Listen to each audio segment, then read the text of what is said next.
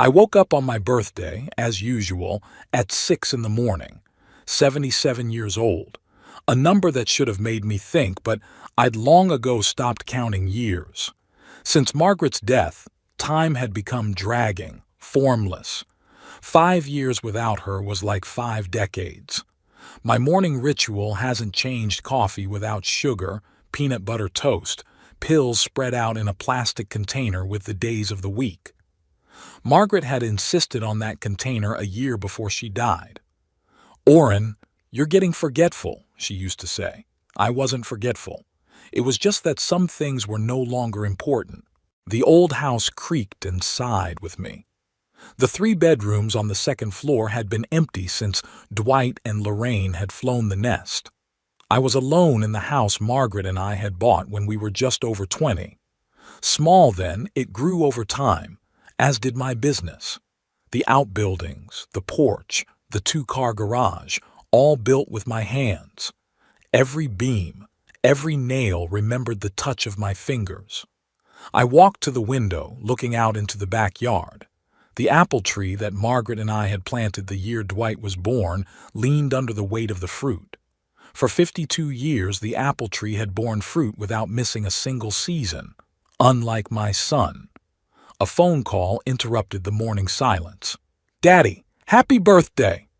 Lorraine's voice sounded too cheerful for 9 o'clock in the morning. "Dwight and I are coming over at 2 o'clock today. Let's celebrate your big day." I couldn't remember the last time they'd visited together. Probably Margaret's funeral. "Thank you, Lorraine. I'll be waiting. I'll bring my apple pie," she added. "Your favorite." My favorite was blueberry. Margaret knew that. Lorraine didn't. "Sounds wonderful," I replied, and hung up. Before noon, I realized something was wrong. Dwight texted, "Don't cook anything, we're bringing lunch." The last time my son showed such concern was when he asked for money for his second failed business. Back then, it was a sporting goods store. The money was gone in 6 months.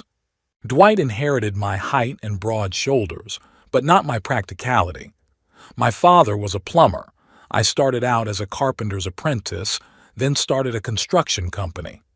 Dwight, on the other hand, had a business degree and considered physical labor something beneath his dignity.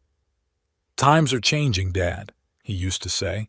Yeah, times change. Money doesn't. They either are or they aren't. Lorraine was different. Calculating from childhood, she always knew what she wanted. Married Nolan Prescott, up-and-coming surgeon, moved to the upscale Bowers neighborhood.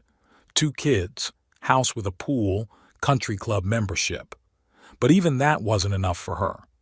Nolan was successful, but he wasn't part of the old town elite. Lorraine sensed this invisible barrier and tried desperately to break through it. At 2 hours and 5 minutes, Lorraine's black SUV pulled up, followed by Dwight's shabby sedan.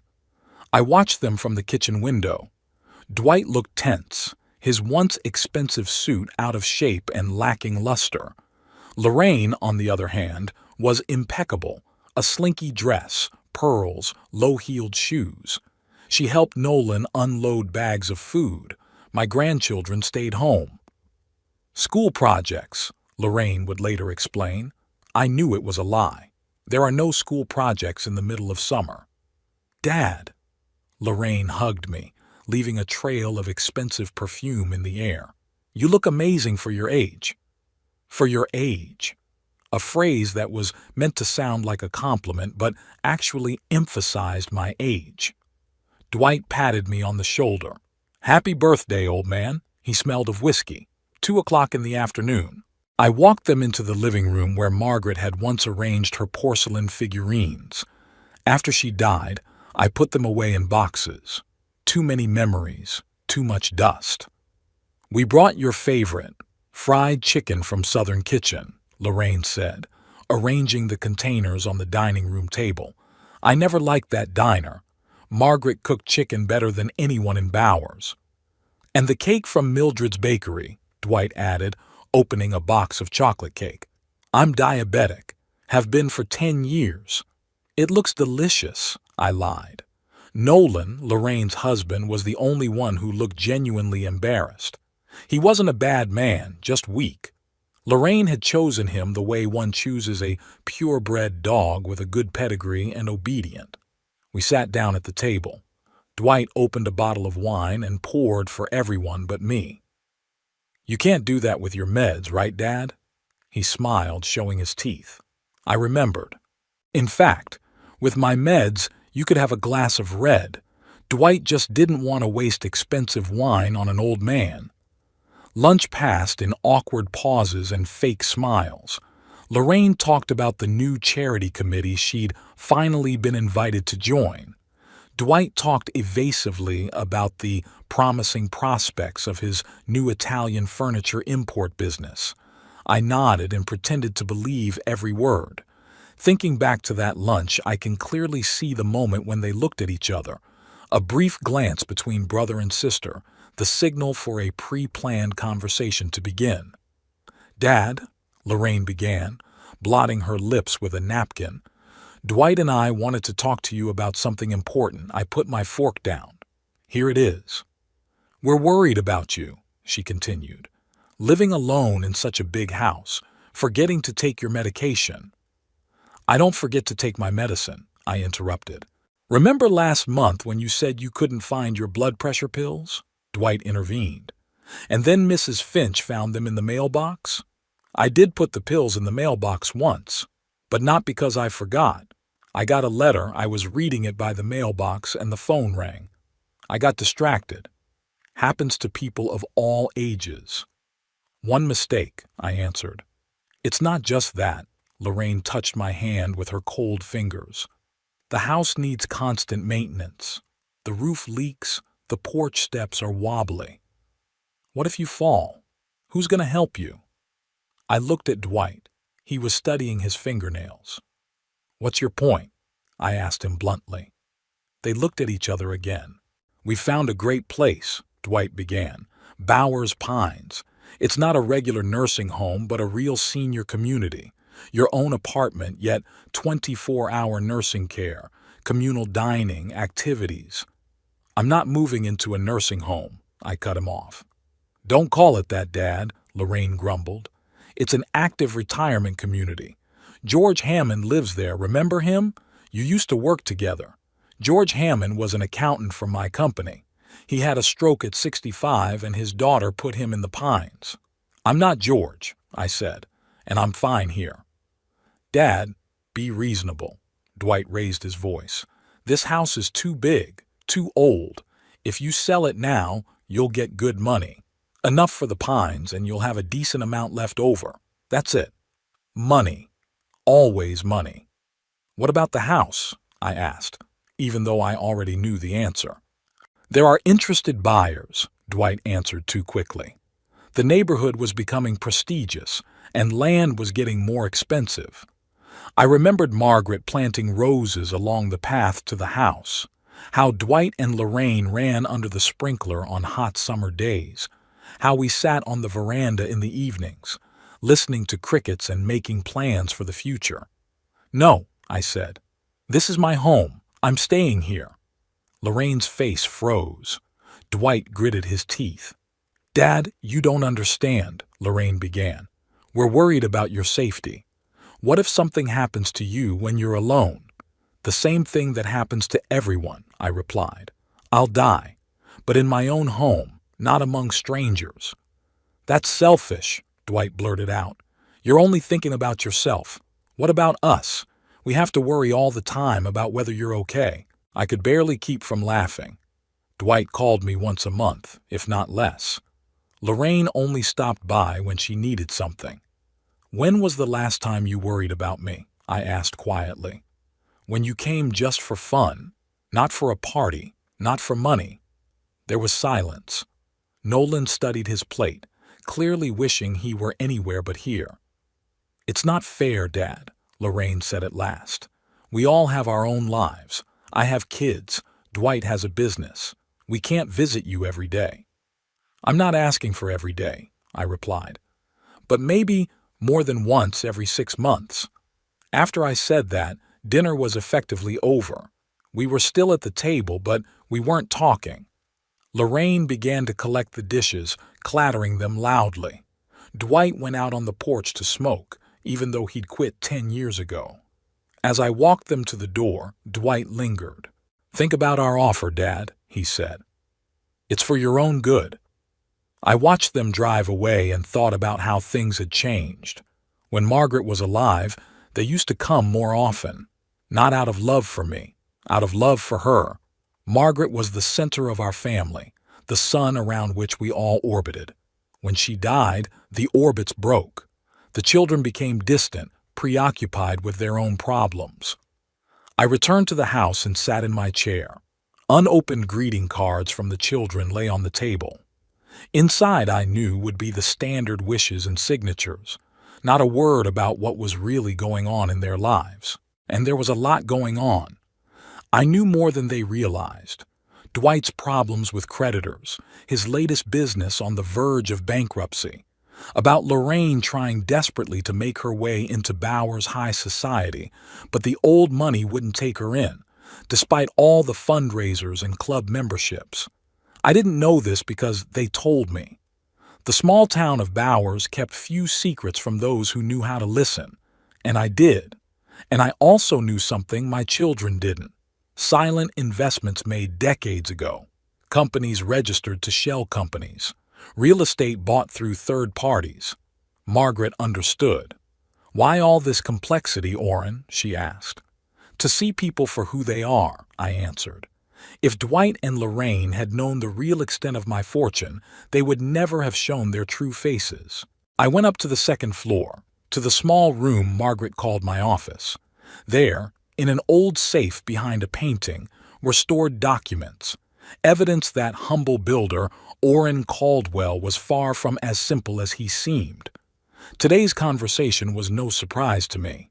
I'd been expecting something like this ever since I'd noticed Dwight looking around the house on his last visit, pricing it not as a family legacy, but as an asset. I wasn't mad at my kids. I was disappointed. Disappointed that money meant more to them than family.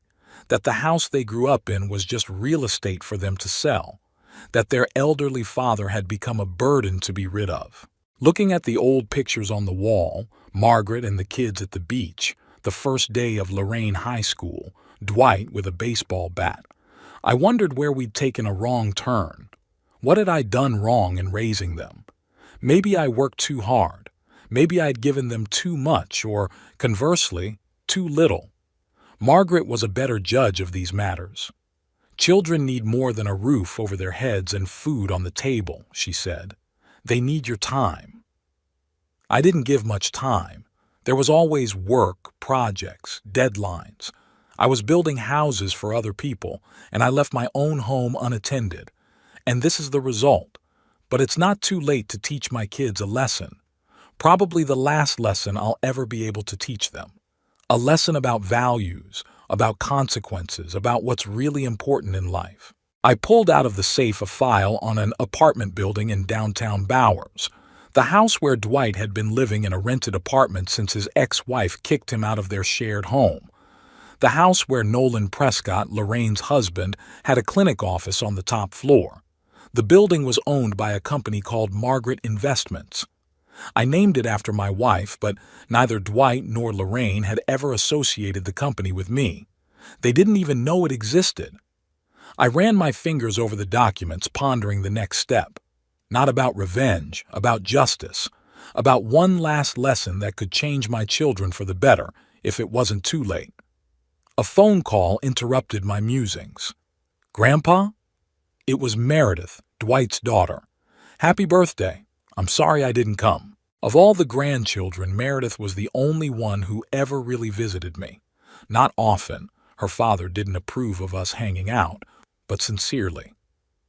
"Thank you, Meredith. How are you doing?" "I'm good. Dad said you two were fighting about the house. News travels fast in Bowers." "Not really a fight, just a disagreement. He wants you to move to the Pines." "Yes." "Don't do it, Grandpa," she said seriously. "You won't like it there.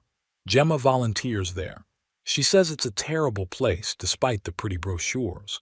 Gemma was Meredith's friend, smart girl studying social work. "Don't worry," I replied. "I'm not going anywhere."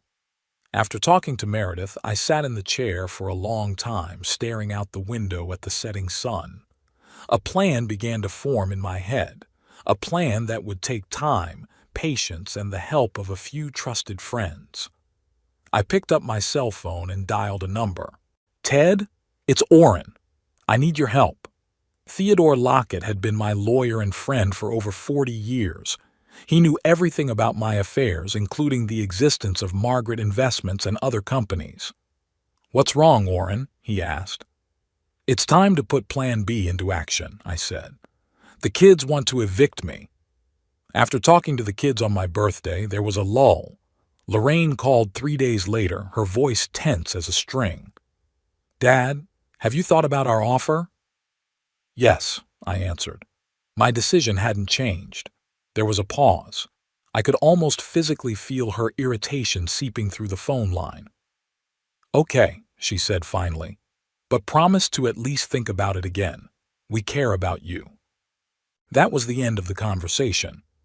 Dwight didn't call at all. 2 weeks went by like that. I continued to live my normal life. Breakfast at 6 in the morning, a walk to the post office, reading the newspaper on the veranda, an occasional game of chess with Ted Lockett in the park. On Thursday, exactly 3 weeks after my birthday, I went out for my usual morning walk. The sky was clear, the air fresh from the night's rain. I took my standard route, through the park, past the old library, to the Stamford Bakery for fresh bread. Myra Stamford, the owner of the bakery, saved a loaf of rye for me every Thursday. "Orrin, there was a call for you," Myra said when I came in. "Your daughter, looking for you." I frowned. Lorraine never called the bakery. She didn't even know about my habit of coming here on Thursdays. "When?" "About 20 minutes ago. Said she couldn't reach you at home. That's weird." I didn't turn my phone off. "What else did she say?" "Nothing much. She asked if you'd stop by and told me to tell you to call her when you could." I nodded, picked up my bread, and walked out of the bakery, thinking, why was Lorraine looking for me? And why was she calling the bakery? Deciding not to pursue that question too long, I headed to the phone booth on the street corner and dialed Lorraine's number. Nolan answered. "Orrin?" His voice sounded strange. "Where are you?" "In town." Was Lorraine looking for me? "Yes, he stammered. "I think you'd better talk to her." There was a rustle in the phone, then Lorraine's voice. "Daddy? Thank God." She sounded like she was crying. "Where are you?" "Downtown." "What happened, Lorraine?" "It's your house, Daddy. It's, on fire." I felt the ground slipping from under my feet. The house. Margaret and I's house. "What do you mean it's on fire?" "The fire department's already there, but, her voice broke. "It's bad, Daddy. It's really bad." "I'm on my way," I said, and hung up. It was a 20-minute walk home, but I made it in 15, despite my 77 years. As I turned onto my street, I saw puffs of smoke rising into the sky. 3 fire trucks, a police patrol car, and an ambulance stood in front of my house. A crowd of neighbors had gathered at a safe distance, but most importantly, I saw the flames, furious, ravenous, devouring the roof of the house I had built with my own hands, the house where my children were born and raised, the house where Margaret died. I froze for a moment, feeling strangely calm. Somewhere on the edge of my consciousness, the thought flashed, too convenient. Too convenient that the fire happened right now when the kids were insisting on selling the house.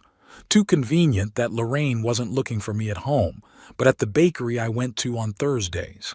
Too convenient that this Thursday was the only day of the week that Mrs. Finch's neighbor wasn't home. Her daughter took her every Thursday for the day. "Daddy!" Lorraine rushed to me, her face wet with tears. Behind her was Dwight, pale with a lost look on his face. "We thought. We were afraid." She didn't finish her sentence, but I understood. They thought I was inside. They were afraid I was dead. Or were they hoping? I was in town, I said. What happened? We don't know, Dwight said. I came by to check on you, saw the smoke. I called 911, then Lorraine. The fire department said it might be wiring. The house is old. I had the wiring completely replaced 5 years ago after Margaret died. New copper wire, modern switches, overload protection. I hired the electricians myself and checked every detail. Where did the fire start? I asked. In your bedroom, I think, Lorraine answered. Or next to it. My bedroom was on the second floor. It was also where my office with the safe was. Coincidence? A fireman approached us, a tall man with a tired face. Mr. Caldwell? I'm Captain Jennings. I'm afraid the news isn't good. I can see that, I replied, staring at the fire burning through the roof of the house. The fire started on the second floor, in the back bedroom area. It spread very quickly.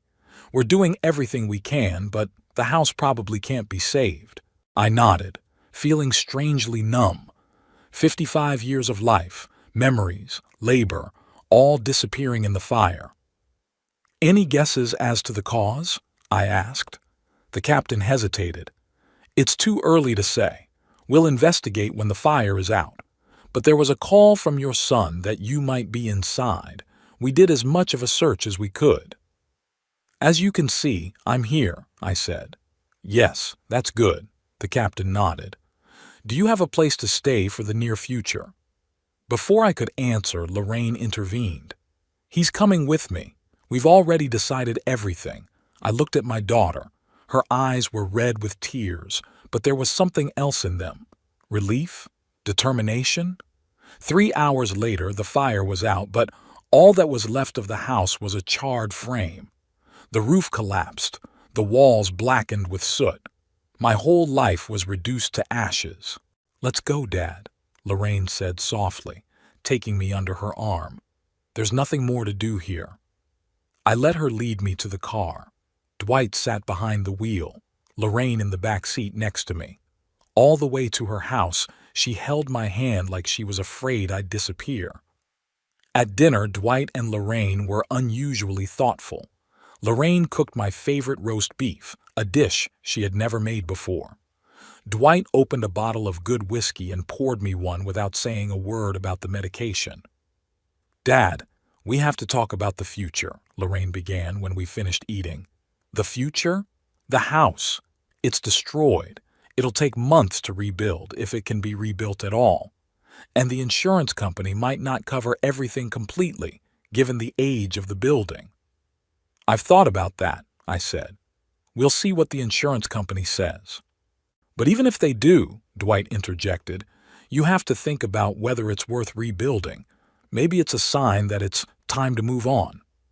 A sign? I raised an eyebrow. Do you believe in signs now, Dwight? He averted his eyes. You know what I mean. You could have used the insurance money to settle in at Bowers Pines. Lorraine and I talked to the management. They've got a great apartment opening up overlooking the park. How convenient, and how quickly they got it all organized. I'm not ready to make that kind of decision yet, I said. I need to deal with the aftermath of the fire first. Of course, Dad, Lorraine stroked my hand. We just want you to know that you have options, and we're here for you. There was so much fake concern in her voice that I barely restrained myself from laughing in her face. Instead, I nodded and took a sip of whiskey.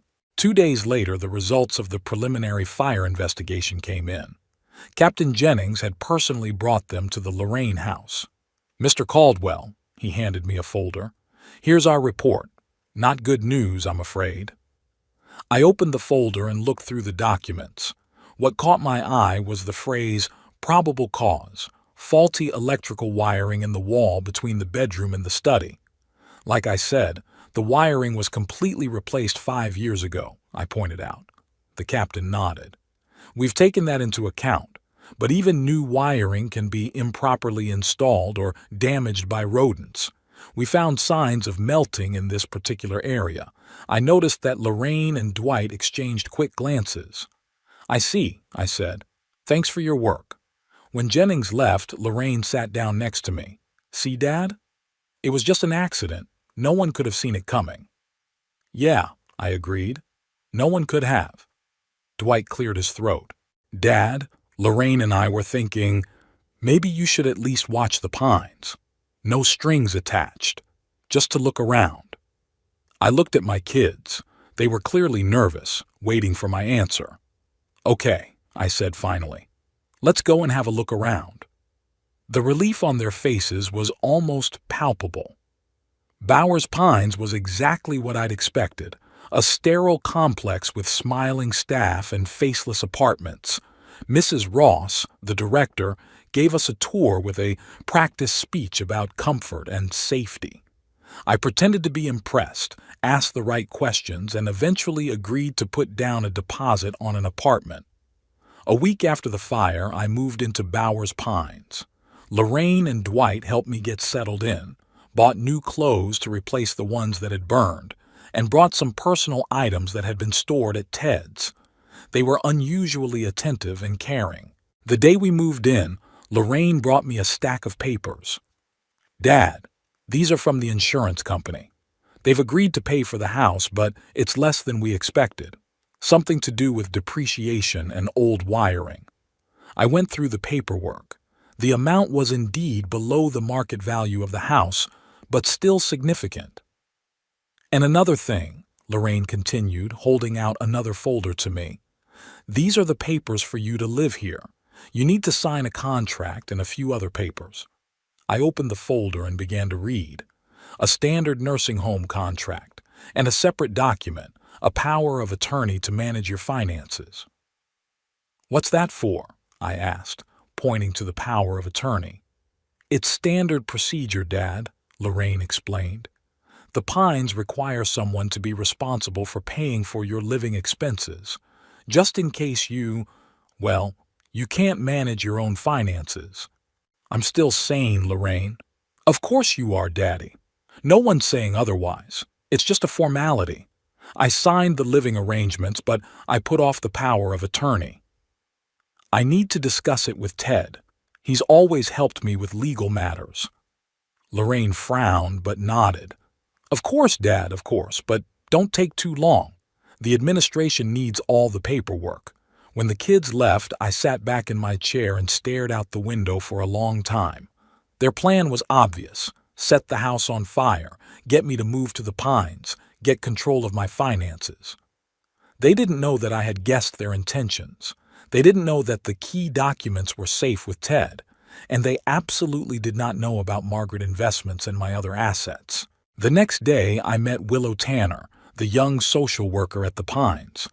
Unlike the rest of the staff, she didn't speak to me condescendingly or use that special tone that people save for young children and the elderly. Mr. Caldwell, she took a seat next to me in the common room. How are you settling in? Not bad, I answered. The food could be better, though. She laughed sincerely, not out of politeness. I couldn't agree more. I myself prefer to eat at the cafe across the street. We talked some more. She was intelligent and observant, rare qualities in this place. As she was leaving, I asked, Miss Tanner, do you happen to know Gemma? She's a social worker too, a friend of my granddaughter's. Willow raised her eyebrows in surprise. Gemma Parker? Yeah, we went to school together. She volunteers here sometimes. Small world, I smiled. Indeed, she paused. Mr. Caldwell, if you need anything, feel free to contact me. I'm here every day from 9 to 5. When she left, I pulled out my cell phone and called Ted. What's the situation? He asked. Everything's going according to plan, I replied. The kids bought it. They think I'm a helpless old man they can fool around with. Did they try to get power of attorney? Yeah, today. I said I wanted to discuss it with you. That's smart. Gives us time. Ted, I need your help. It's time to put the next part of the plan in motion. Are you sure, Orrin? It's, a drastic step. I looked out the window at the manicured lawn of Bowers Pines, where nurses walk the elderly like children in a daycare center. Absolutely, I replied. My children need to learn what it means to be homeless, what it means to lose everything in one day. Maybe it will teach them to appreciate what they have." Ted sighed. "Okay, I'll get the paperwork ready. The eviction notices will be ready by next week." "Great," I said. "And Ted, thank you. You're a true friend." "You're welcome, Orrin. By the way, your granddaughter Meredith called me.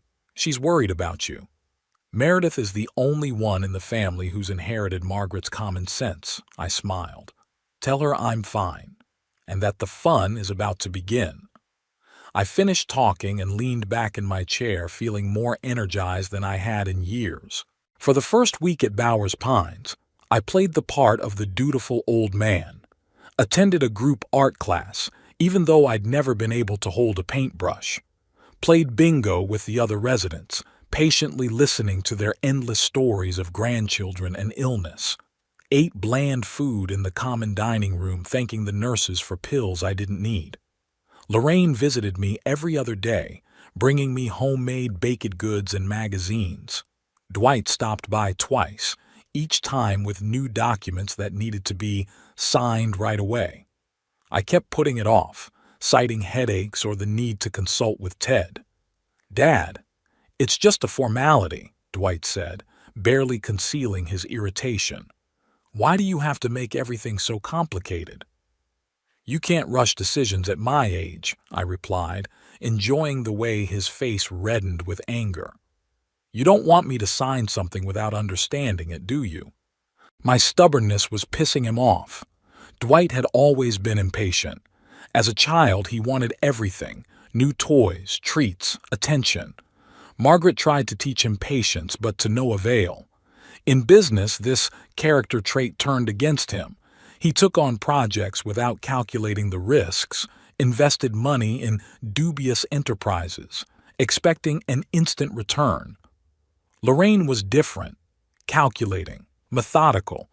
She could wait years to get what she wanted. That's why I was sure the house fire was her idea, not Dwight's. He would give himself away, she never would. On Thursday, the 10th day of my stay at the Pines, there was a knock at my room. "Mr. Caldwell?" Willow Tanner was standing in the doorway with a file folder. "I'm on routine rounds. May I come in?" "Of course, Miss Tanner." I pointed to the chair across the hall. "Have a seat." She sat down, opened the file, and took out a pen. "How are you feeling? Adapting to the new place?" "As much as possible," I answered. "The food could be better, but I'm not picky." She smiled and made a note in the papers. "And how's the sleep? Trouble falling asleep? Nightmares?" "No, nothing like that." "That's good." She closed the folder. "You know, Mr. Caldwell, a lot of new residents have trouble adjusting, especially those who've had traumatic experiences, like you and the fire." I shrugged my shoulders. A house is just a building. It's the people that matter, not the walls. She looked at me carefully. "That's a very mature look. Not everyone feels that way about losing their home, especially if they've lived there for decades." "Maybe I'm just good at hiding my feelings," I smiled. "Maybe." She paused. "Mr. Caldwell," I was wondering. "You mentioned Gemma, your granddaughter's friend. Did she really tell you about the Pines?" "That's an interesting question. Checking up on me?" "Yeah, through Meredith. My granddaughter visits me sometimes, and one day she brought Gemma. Nice girl. She mentioned that she volunteers here." Willow nodded. "I was just talking to her yesterday, and she was surprised to hear you were here. Said the Pines was the last place she expected to see you." I looked at Willow with renewed interest. "Why is she telling me this?" "Why?" "Gemma said that you always seemed to her independent, not the type to go easy on your family. Now I get it." Willow was smarter than she looked. "Sometimes a man doesn't have a choice," I said carefully, "especially when their house burns to the ground." She met my gaze. "There's always a choice, Mr. Caldwell. Always." I saw understanding in her eyes. She knew there was something wrong with my story, that I wasn't just a helpless old man in difficult circumstances. You're right, Miss Tanner. I lowered my voice. There are always choices, and I've made mine. May I ask, which one? I shouldn't have trusted her. I shouldn't have revealed my cards. But something in her direct gaze, in her genuine interest, compelled me to continue. The choice to watch and wait. You see, Miss Tanner, I've long suspected that my children are not as caring as they want to appear. The fire only confirmed my fears.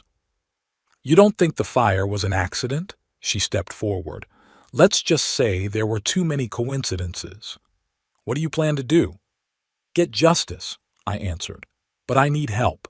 Someone inside the pines I could trust. Willow looked at me for a long moment as if assessing me. I've worked here for 3 years, Mr. Caldwell, and I've seen enough cases where families have not acted in the best interests of their elderly relatives. If you've been the victim of something like that, I'd like to help.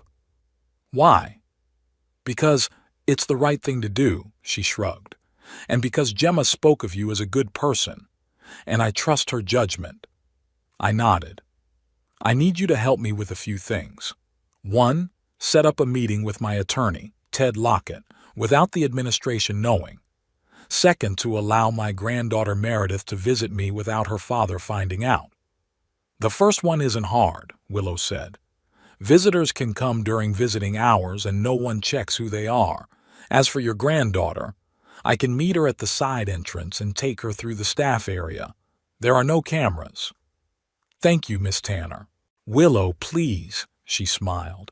If we're going to be part of a secret conspiracy, let's at least address each other by our first names.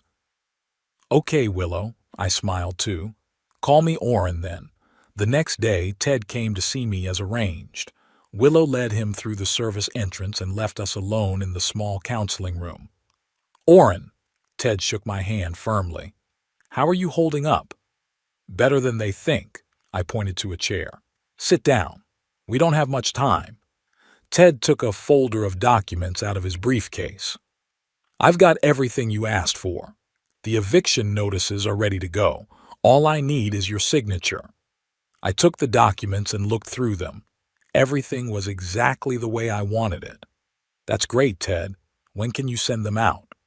Tomorrow. But Orrin, are you sure you want to go that far? They're your kids no matter what. I put the papers aside and looked at my old friend. They stopped being my children the moment they decided they could burn down the house I built with my own hands. The house where they themselves had grown up. The house where their mother died. Ted sighed. I understand your pain, but there are other ways to punish them without throwing them out on the street. This isn't about punishment, Ted. It's about the lesson. They need to understand what it's like to be homeless, to feel what they think I should have felt. What about Nolan and the grandkids? They'd suffer too, I wondered. Nolan, Lorraine's husband, was a weak man but not evil. And the children, they're not to blame for their parents' sins. I have a plan for them too. Nolan can keep his practice. And as for the grandchildren, I'll leave them a separate inheritance through a trust. But Dwight and Lorraine have to feel the consequences of their actions. Ted shook his head but picked up the pen and handed it to me. It's your decision, Orrin. I'll support you, whatever you choose. I signed the papers and handed them back to Ted. Thank you, friend. Now, on to other business. How are things going with Margaret Investments? It's all good. The company still owns the building on Maple Street where Dwight has his apartment and the office center on Oak Avenue where Nolan's practice is, plus 3 more commercial properties in Bowers and 2 in neighboring Ridgewood. The tenants are paying their rent? Yeah, no problem. The company's accounts are funded every month. I nodded, satisfied. Margaret Investments was my most successful venture. The company, named after my wife, owned much of the commercial real estate in Bowers. I started it 30 years ago when I realized the city was going to grow. I bought abandoned buildings, restored them, and rented them out. Things went so well that soon I was able to buy properties in neighboring towns as well. Neither Dwight nor Lorraine knew this company existed. To them, I was just a builder, retired with a comfortable but not luxurious fortune. They didn't realize I was one of the largest landowners in the county. "What about insurance for the house?" I asked. "The company has launched an investigation. They suspect arson." I smiled. Not surprising. Dwight had never been particularly smart about that sort of thing. If they proved arson, there would be no payout, and there could be trouble with the police. "I wasn't counting on that money," I said. "But if it goes to the police, well, that's their problem, not mine." Ted looked at me carefully. "Orrin, I've known you for almost 50 years.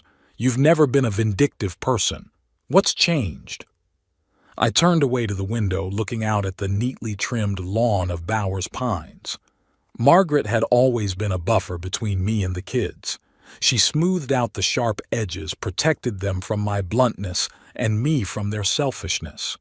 When she died, that protection disappeared, and I saw my children for what they really were: greedy, calculating, willing to step over their own father for money.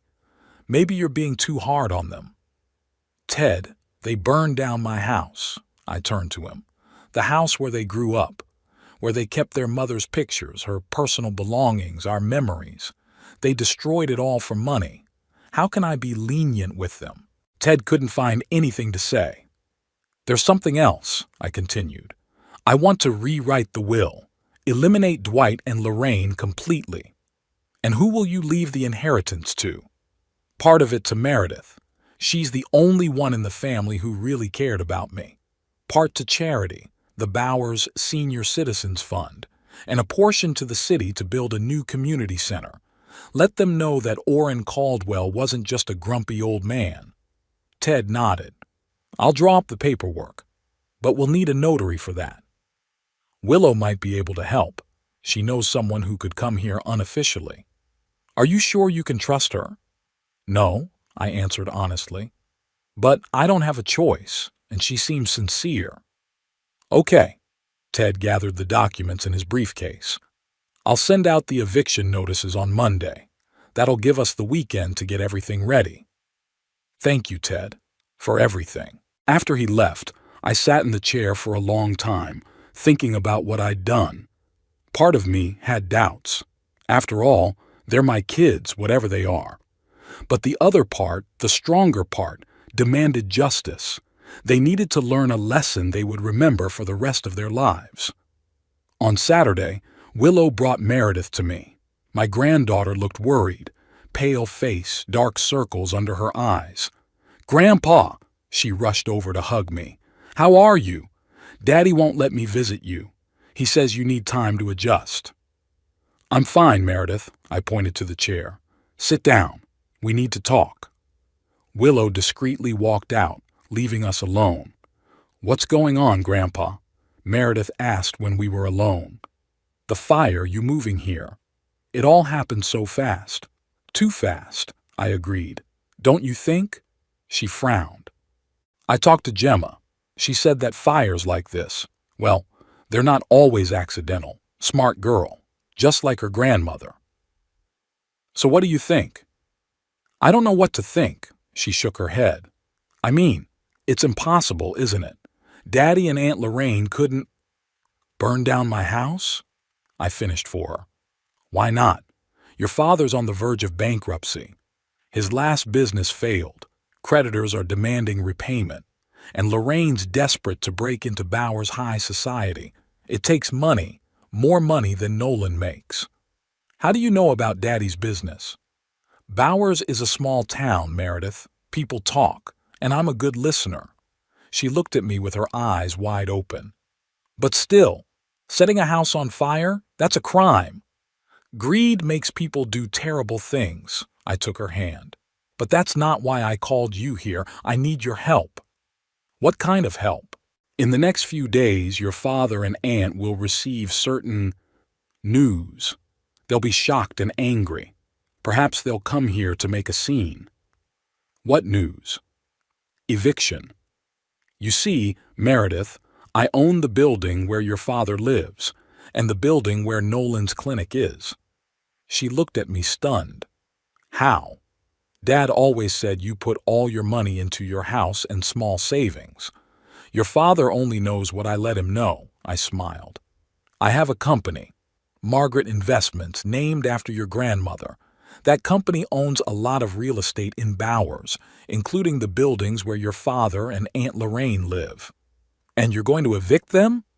Meredith shook her head. Grandpa, that's cruel. No more cruel than burning down your father's house, I pointed out. They need to learn a lesson, Meredith, what it's like to be homeless overnight. She was silent for a long time, digesting the information. What can I do to help? She finally asked. I need eyes and ears in the family. When your father gets the notice, he'll be furious.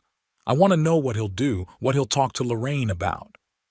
You're asking me to spy on my dad? I'm asking you to help me protect myself, I corrected. Your father and aunt think I'm a helpless old man who can be manipulated. I want to show them that they're wrong. Meredith was silent again, looking down at the floor. I don't know, Grandpa. It's complicated. He is my father, after all. A father who was willing to burn down his own father's house, I reminded her. Think about it, Meredith. One more thing. I'm rewriting my will. Everything I own will be divided between you, the charity, and the town of Bowers. She raised her head. I don't want your money, Grandpa. I know. That's why you're going to get it. Unlike your father, you've never been greedy. Meredith sighed. Okay, I'll help. But not because you promised me an inheritance. It's because if Dad really burned down your house, he should be held accountable. Thank you, Meredith. I squeezed her hand. You look just like your grandmother. She would have been proud of you. After Meredith left, I sat by the window, watching the residents of Bowers Pines walking around the grounds. Many of them were younger than me, but looked older, hunched over, eyes droopy. They had given up, let their families decide for them.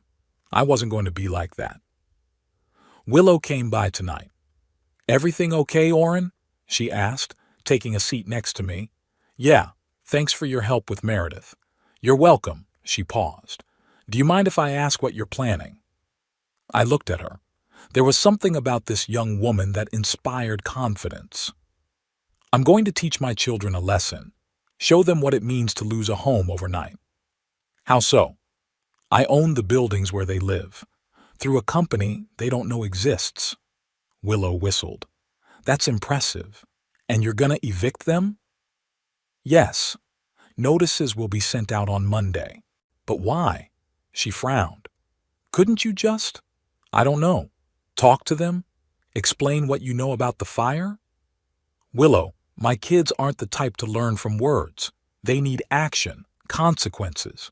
They need to feel what they think I should feel. Helplessness, loss of control over their lives. That's, radical. Sometimes only drastic measures can get through to people, I shrugged. Especially stubborn ones like my kids.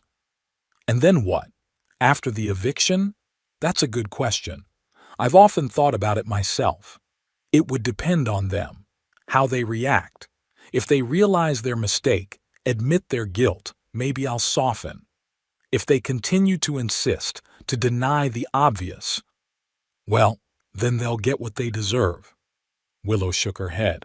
Sounds like a script for a drama.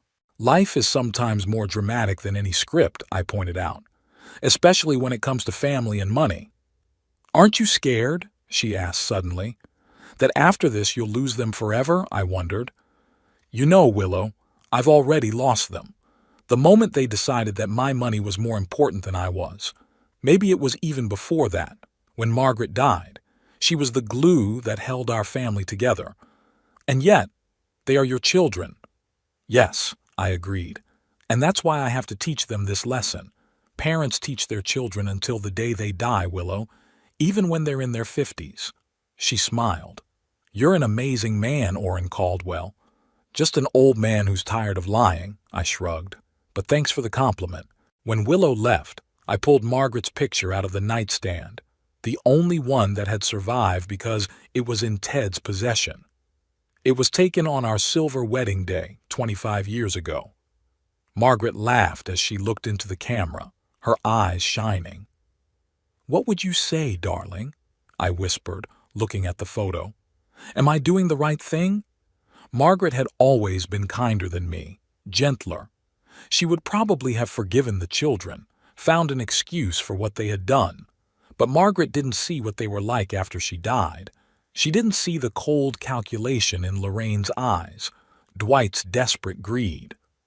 I tucked the photograph back into the nightstand and lay on the bed, staring at the ceiling. The plan was set in motion, the machine in motion.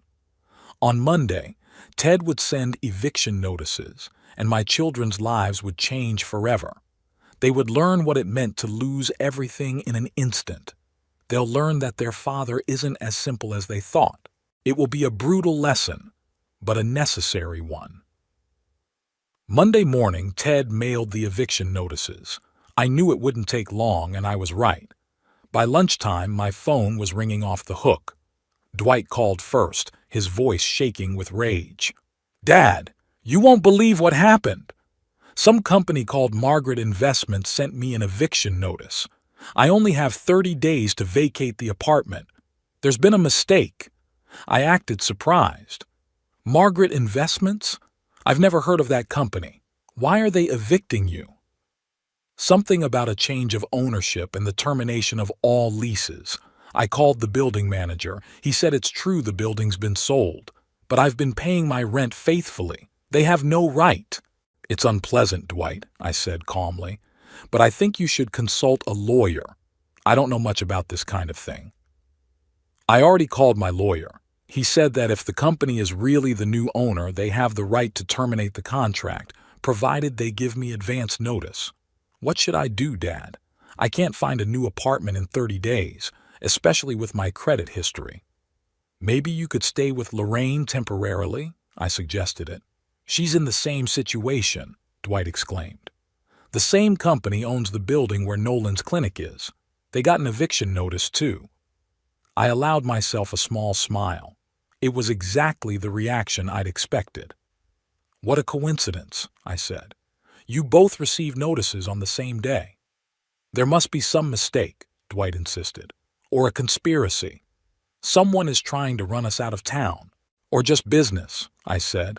"Companies buy and sell real estate every day." "Yeah, but why now? And why us?" Dwight's voice sounded almost pitiful. "Dad, I don't have the money to move. My last project fell through and I'm barely making ends meet." "I'm sorry, Dwight," I said sincerely. "Maybe you could talk to the new owners, explain the situation." "I've tried." No one answers the phone, just an answering machine. Of course, no one answered. Margaret Investments' phone was set to automatically pick up messages. Ted checked it every day. "Dad, I need money. Can you help?" "Here it is. I've been waiting for this question." "Dwight, you know I have almost nothing left after the fire. All my savings went to pay for the Pines. But the insurance, it hasn't been paid yet. The insurance company is investigating." There was a pause. I could almost physically feel Dwight's brain working through his options. "Dad, I really need help," he said finally. "I know Lorraine and I insisted you move to the Pines, but maybe that was a mistake. Maybe you should move in with me. That way you can save money on the Pines and I can get help with the rent. That's thoughtful. Just now, when he needs money, he suddenly thinks I can live on my own. Dwight, you have a studio apartment. Where am I going to sleep?" "We'll figure something out," he insisted. "The important thing is that we're together. A family should support each other in difficult times. I wonder where that philosophy was when my house was burning down." An hour later, Lorraine called. Her voice was icy, controlled, typical Lorraine, even in a crisis keeping up the facade. "Daddy, did you hear the news?" she asked without preamble. "What news?" "About me and Dwight. Some company is evicting both of us. Dwight out of his apartment and Nolan out of his office." "Yeah," Dwight called. "That's terrible, Lorraine. What are you going to do about it?" "We hired a lawyer. It can't be a coincidence we both got notices on the same day. Someone is targeting our family on purpose. Or it's just business. I repeated the same thought to Dwight. No, Dad, her voice sounded confident. It's personal. The company's called Margaret Investments. Margaret is Mom's name. It can't be a coincidence. Lorraine had always been observant and more perceptive than Dwight. What do you mean? I don't know, she sighed. Could it be someone who knew Mom? Someone who has a reason to take revenge on our family? Margaret died 5 years ago, I pointed out. Why would someone wait that long? I don't know. The irritation in her voice finally broke through. But I'll find out. Nolan can't lose his clinic, Dad. He's worked for years to build a reputation. If he has to move, he'll lose patience. Maybe you can negotiate with the new owners. I suggested it. Explain the situation? We're trying. But no one's answering the phone, and the company's address is a mailbox at a law firm in Ridgewood. Which firm? Lockett and Associates, Lorraine said. I've never heard of them. Ted was careful, but not so careful that he would change the name of his firm. It was a small mistake that could have cost us a lot. After talking to Lorraine, I called Ted.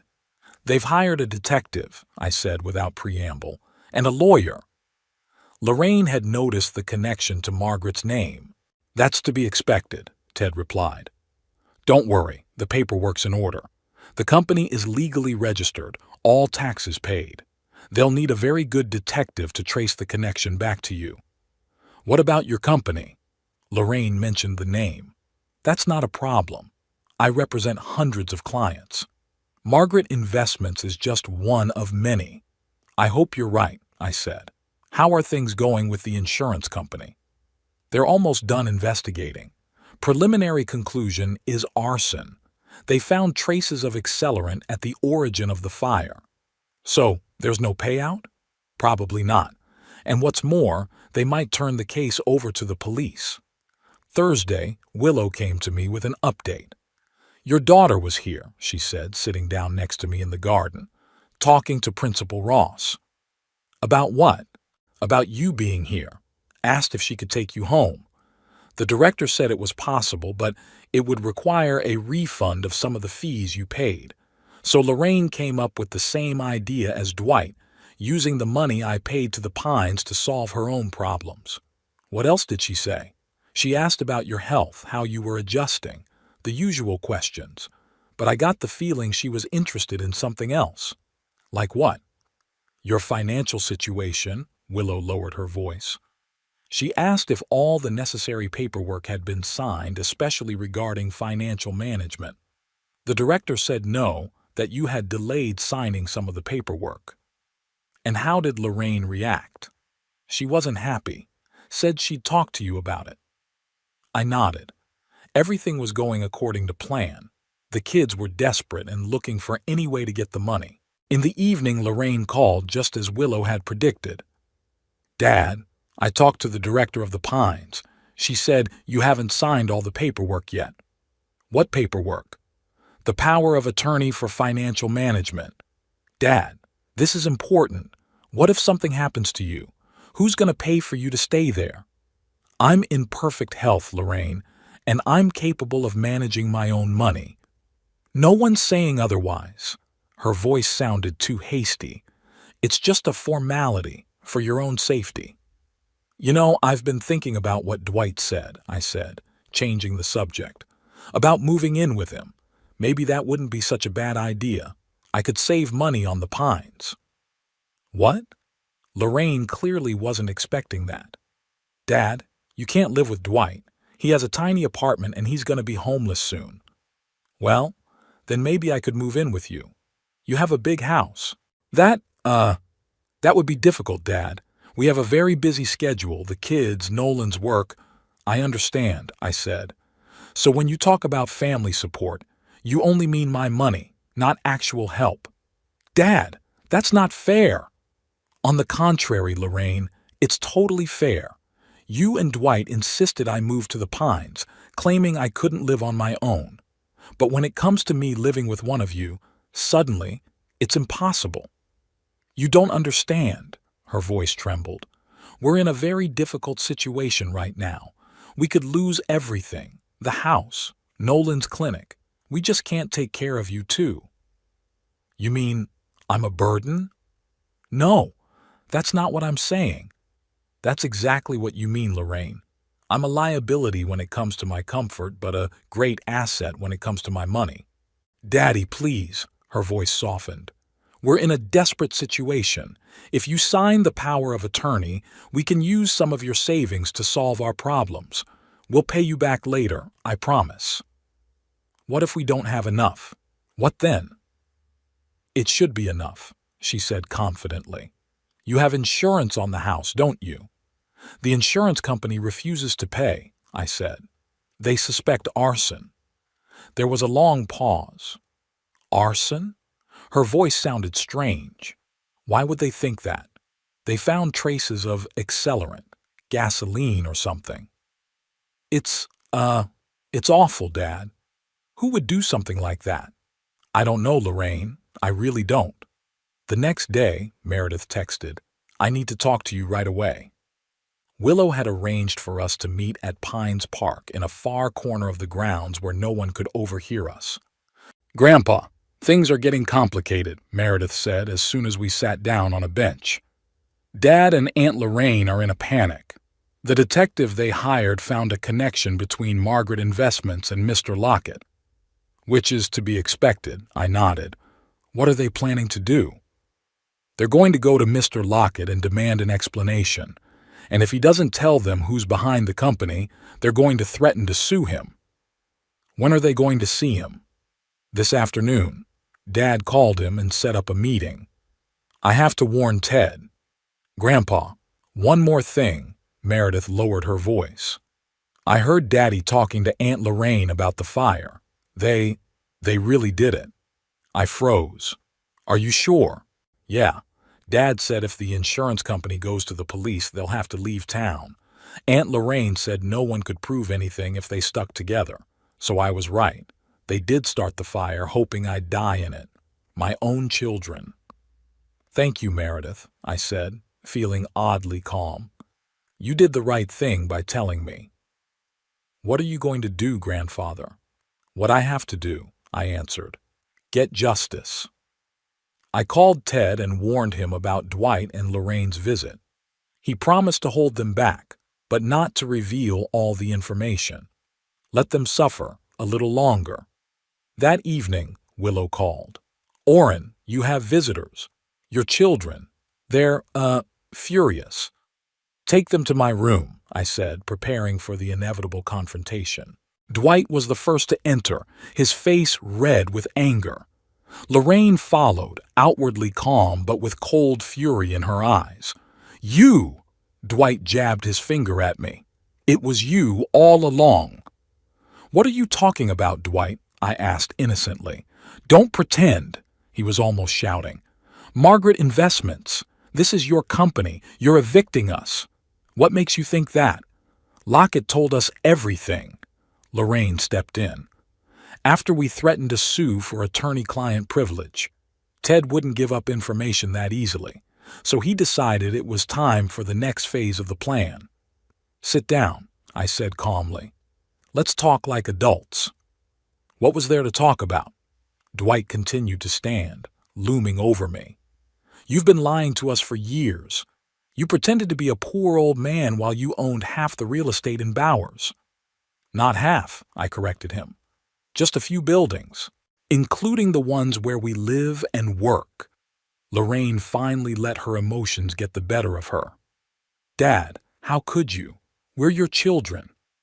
And I'm your father, I replied, who you tried to kill by burning down his house. They froze. Dwight turned pale. Lorraine pressed her lips into a thin line. What is this nonsense? Dwight said. We weren't trying to kill anyone. Really? I smiled. That's odd, because the insurance company found traces of accelerant in the area where the fire started. And the fire started on the exact day I always leave for my morning walk. The day Mrs. Finch isn't home. A day when no one could have saved me if I had actually been home. It's a coincidence, Dwight muttered.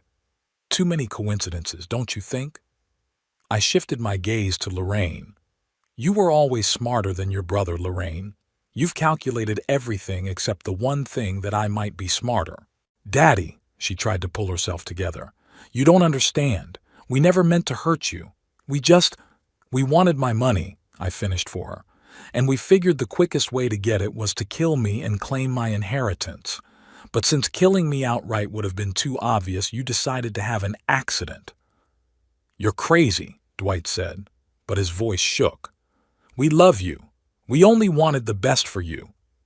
The best? I laughed. You burned down my house, forced me to move into a nursing home, tried to get control of my finances. And that's what you call love? Daddy, please. Lorraine sat down next to me, her voice soft, pleading. We made a mistake. We were desperate. Dwight's in debt. We're having trouble with the mortgage. We thought if you moved to the Pines, you could help us out financially. With the money from the sale of the house, I nodded. The house I built with my own hands. The house where you grew up. The house where your mother died. We didn't want you to get hurt, Dwight exclaimed. We made sure you weren't home before. He paused, realizing what he'd said. Lorraine turned pale. Before you set it on fire. I finished it for him. Thank you for the confession, Dwight. It's very timely. That's not what I meant, he muttered. I misspoke. Of course, I nodded. Anyway, now you know why I'm evicting you. An eye for an eye, a house for a house. After Dwight's confession, there were long days of silence. My children stopped calling and visiting. They'd learned their lesson, hard but necessary. I hoped it would make them reflect on what they had done and perhaps realize the depth of their fall. Willow became my window to the world outside of Bowers Pines. She brought news from the city, told me about what was going on with my kids. Dwight's selling his car, she announced Thursday, sitting down next to me in the garden. He put an ad on the internet. He's asking half the market price. Apparently he needs the money fast. And Lorraine. Nolan's urgently looking for new premises for the clinic. Rumor has it they might be moving to Ridgewood, the next town over. Rent's cheaper there. I nodded. The plan was working. My children felt what I must have felt, the loss of my home, the uncertainty of the future, the despair. You don't regret what you did? Willow asked, watching my face carefully. I wondered. Did I regret it? Part of me did. After all, they were my children, whatever they were. But the other part, the more rational part, realized that sometimes hard lessons were necessary. No, I finally answered. They deserved it. They tried to take away not only my home, but my life. I'm just returning the favor by putting a roof over their heads. But you're not trying to take their lives, Willow said. That's the difference between you and them. Maybe, I agreed. Sometimes I think they deserve more punishment, though. But you won't, she said firmly, because you're better than they are. I looked at her gratefully. Willow saw me not just as a vengeful old man, but as a man with principles, even if those principles were hard. Do you think they'll learn their lesson? I asked. I don't know, she shrugged. People don't change easily, especially when they're used to thinking only of themselves. Like Dwight and Lorraine. Yeah, but sometimes a crisis can make people reevaluate their values. Maybe losing their home and job will be that crisis for them. Let's hope so, I said, even though I wasn't sure. On Saturday, Meredith came to visit me. She looked haggard, dark circles under her eyes, a pale face. The events of the last few weeks had taken their toll on her. Grandpa, she hugged me tighter than usual. How are you? Good, considering the circumstances, I answered. And you? How are you dealing with all this? Meredith sank into the chair across from me and sighed. It's hard. My dad's in terrible shape. He moved in with me temporarily, sleeping on the couch. He drinks all the time and blames you for all his problems. Typical Dwight, I said. He's never been able to take responsibility for his actions. Grandpa, I came to apologize, Meredith said suddenly, for Dad and Aunt Lorraine, for what they did to you. You have nothing to apologize for, Meredith. You had nothing to do with what they did. But I'm part of this family, she shook her head, and I'm ashamed of what my family did. Burning down your house. I still can't believe it. How could they? Greed, I answered simply. Greed makes people do terrible things. Did Dad confess to you? Not exactly. It was more of an outburst of emotion. But that's enough. Meredith was silent for a long time, staring out the window. What's going to happen next, Grandpa? She finally asked. Are you going to tell the police? I wondered. It was a question I'd been asking myself for the last few days. No, I answered.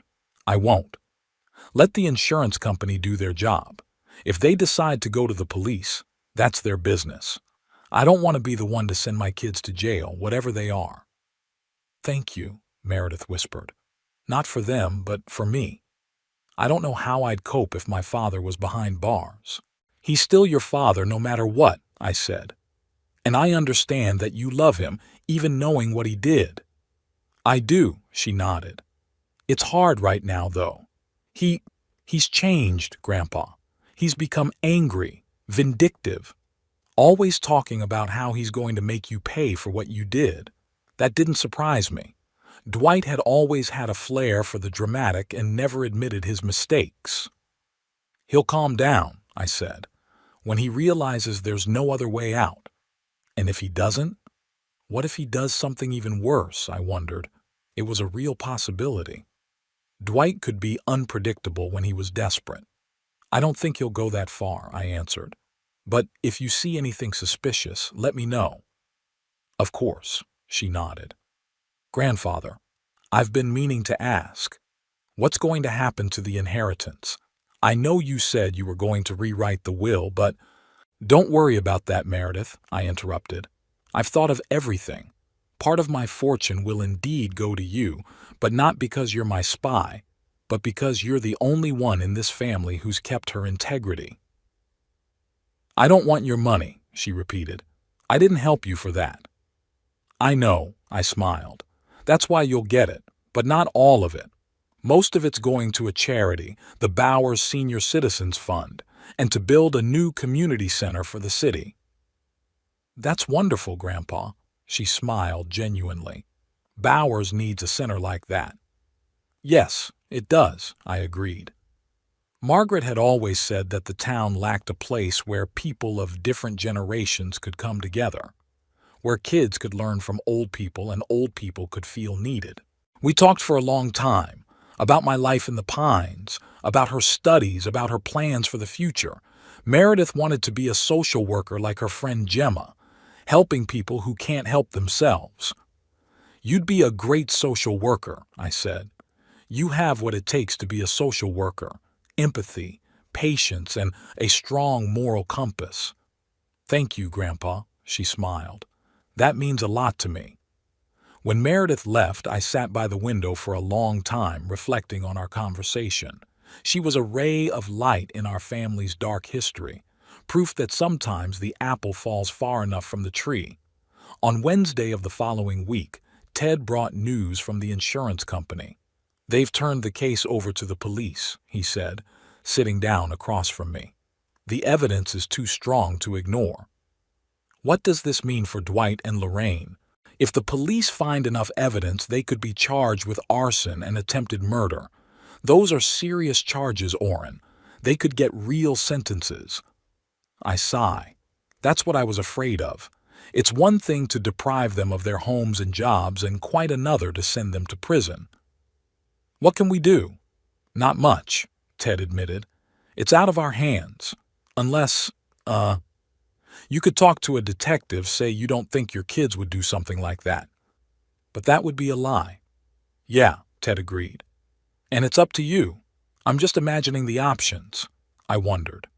Could I lie to protect my children? The children who had tried to kill me? Part of me wanted them to get the full measure of what they deserved. But the other part, the more merciful part, reminded me that they were my flesh and blood after all. I'll think about it, I said finally. Thank you, Ted. There's more news, he continued. The notary is ready to come any day to draw up a new will, and I've prepared the paperwork to set up a charitable foundation. That's great. Let's do it tomorrow. Okay, Ted hesitated.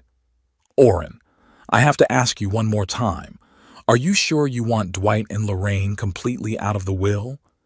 It's, the final step. I'm sure. I nodded.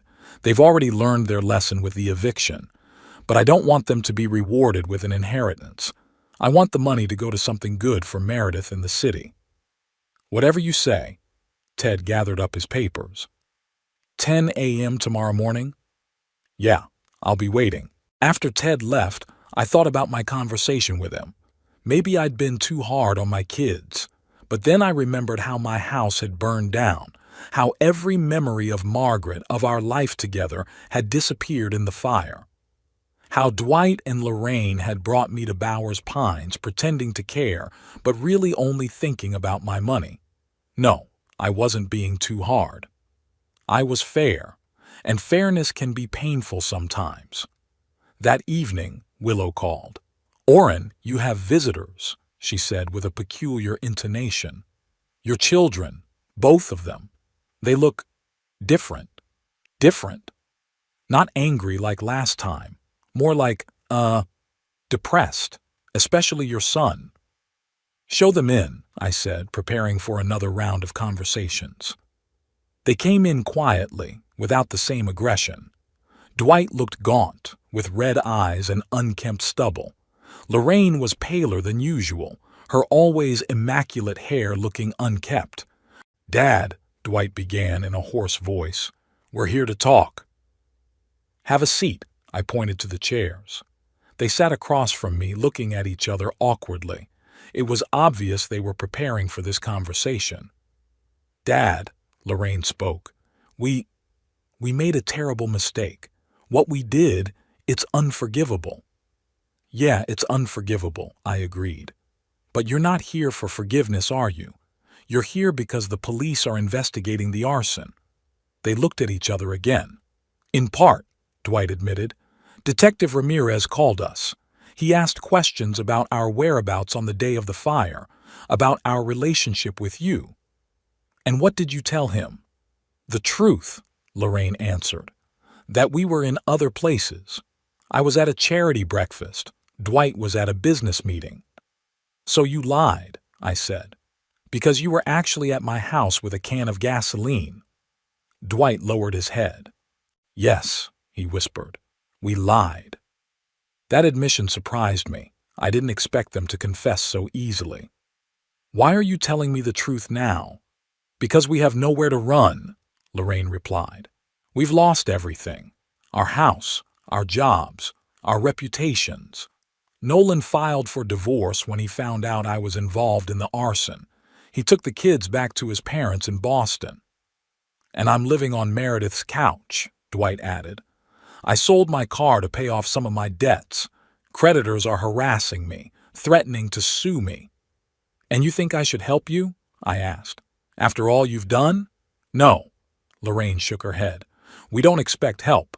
We're here to confess and to apologize, even though we know that's not enough. Apologize? I raised an eyebrow. For trying to kill me? We didn't mean to kill you, Dwight exclaimed. We checked to make sure you weren't home. We knew you went for a walk every Thursday morning. What if I had changed my habits? If I had decided to stay home that day? They were silent, unable to find an answer. You risked my life for money, I continued, for a house you could sell, for an insurance policy you could have gotten. We were desperate, Lorraine whispered. Dwight was in debt. My marriage was falling apart. There was only one way out. Kill my father and take his money, I finished for her. That's a great way out, isn't it? We deserve to be punished, Dwight said in a suddenly firm voice. And we got it. You deprived us of everything, just like we tried to deprive you. That's fair. I looked at my son carefully. For the first time in a long time, there was something real in his eyes. Realization, remorse, acceptance of responsibility.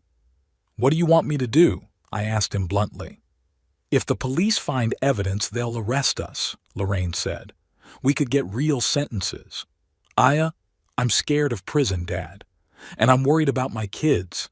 They shouldn't have to grow up knowing their mom's a criminal. You're asking me to lie to the police? I clarified. To say you couldn't have done it? No, Dwight shook his head. We're asking for an opportunity to redeem myself. In another way. I was intrigued. In what way? Any way you suggest, Lorraine replied. We'll do whatever you say. Just, help us stay out of jail. For the grandkids. For Meredith. I looked at my kids for a long time. They looked genuinely remorseful, broken, ready to accept any punishment other than jail time. Perhaps they had truly learned a lesson from this situation. I can't stop the investigation, I said finally. But I can talk to the detective, tell him I don't believe you were involved in the arson. It might help if there's no direct evidence. Thanks, Dad, Lorraine exhaled. But, I continued, I have conditions, 3 conditions. What are they? Dwight asked. First, you both have to go to therapy. Long term, at least a year. I'll pay for it. They nodded without objecting. Second, you'll work for a charity I'm setting up. No salary, just room and board, as volunteers. Dwight will be doing construction work, renovating the homes of the elderly. Lorraine will organize activities for lonely old people. We agree, Lorraine said without hesitation. Dwight nodded.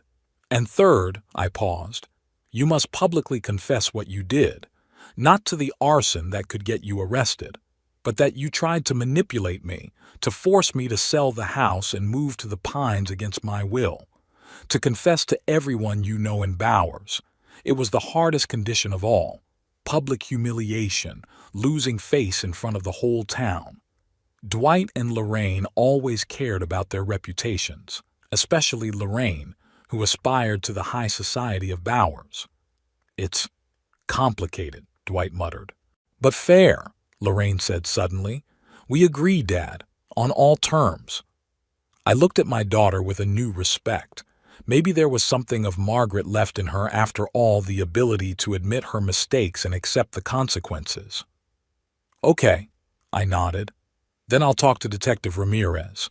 But keep in mind, if there's direct evidence, fingerprints on the canister, witnesses, I can't help you. We understand, Dwight said. Thank you, Dad. You have every right to turn your back on us after what we've done. You're my children, I said simply. Whatever you are. After they left, I called Ted and told him about our conversation. Are you sure they're sincere? He asked doubtfully. It could be another manipulation. Maybe, I agreed, but I want to give them a chance. One last chance. You were always softer than you wanted to appear, Ted said with a smile in his voice. Margaret knew it. Yes, I smiled at the memory. She always saw right through me. The next day, Ted brought a notary and we signed a new will. I'd made a change not excluding Dwight and Lorraine completely, but leaving them a small portion of the inheritance, provided they worked at least 5 years for the charity. The bulk still went to Meredith and the city of Bowers to build a community center. I also talked to Detective Ramirez as promised, told him that despite our differences, I didn't believe my kids could have set the house on fire. He listened carefully, took notes, but made no promises. We are following the evidence, Mr. Caldwell, he said, but your opinion will be considered. A week later, Meredith brought unexpected news. Grandfather, you won't believe it. The police have arrested Victor Sloan for setting your house on fire. Victor Sloan? I was genuinely surprised. The owner of the auto repair shop? Yeah. Turns out he'd been wanting to buy your lot for years to expand his business. You refused to sell, so he decided to speed things up. But how did they find him? They found a canister with his prints on it near the fire, and some witness saw his car outside your house that morning. I was stunned. All this time, I was convinced that Dwight and Lorraine set the fire. Their behavior, the coincidences, The circumstantial evidence, everything pointed to them. And their confession. Did they take the fall for someone else's crime? Are you sure it's true? I asked Meredith. Could it be a mistake? Sloan confessed. Grandpa. Completely. Said he didn't mean to kill anyone, just wanted you to sell the lot after the fire. I leaned back in my chair, trying to comprehend this information. So Dwight and Lorraine hadn't set my house on fire. They were guilty of wanting to use the fire to their advantage, of trying to manipulate me and gain control of my finances, but not the arson. I need to talk to them, I told Meredith, immediately. Dwight and Lorraine arrived an hour later. They looked confused, not understanding why I'd called them so urgently. Victor Sloan, I said without preamble. He'd been arrested for burning down my house. They looked at each other, a look of genuine surprise on their faces. Victor Sloan? Lorraine asked. The one from the auto shop? Yeah, I nodded. He confessed. He wanted me to sell the lot after the fire. But, Dwight hesitated. We thought that you did it, I finished for him. And you admitted it to me. Why? Again, the long look between brother and sister. Because we felt guilty, Lorraine finally said. We didn't start the fire, but we wanted your house to burn down. We talked about it. We planned it. We just didn't have time to do it. And when the house did burn down, Dwight continued, we decided it was a sign, an opportunity to get what we wanted, the money from the sale of the lot, your move to the Pines. We were so preoccupied with our own problems that we didn't even think about the possibility that someone else might have done it, Lorraine admitted. When you blamed us, we just accepted the blame, because in our hearts we were guilty. I looked at my children and saw something in them that I hadn't noticed before, the capacity for remorse. They were willing to take the blame for a crime they hadn't committed because they knew in their hearts that they deserved to be punished for their intentions. You know, I said after a long pause, Margaret has always believed that there is good in everyone, even in the most misguided souls. I often argued with her, saying that some people were just hopeless. She would reply, no one is hopeless, Orrin. Some just need more time to find their way. Lorraine's eyes filled with tears. She always saw the best in us, she whispered, even when we didn't see it ourselves. Yes, I agreed. And maybe she was right. Maybe there really is something worthwhile in you, something that could be saved.